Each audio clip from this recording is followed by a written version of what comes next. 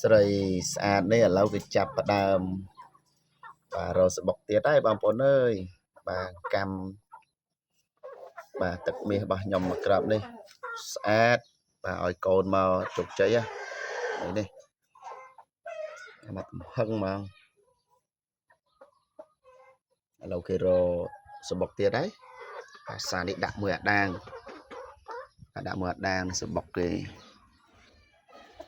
បាទពីងមកសបុកយ៉ាឡើងសបុកហើយជាធ្លាក់ឯងក្របព្រឹកហ្នឹងកូនមិនដែលបាននៅដល់ធំទេមាននេះបាទមួយគាត់ស្រឡាញ់មកកូននឹងកម្មណា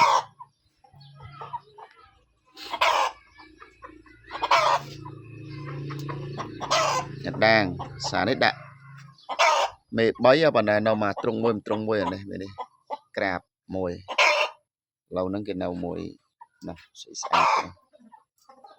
បាទដូរផ្លាស់គ្នាមួយថ្ងៃម្នាក់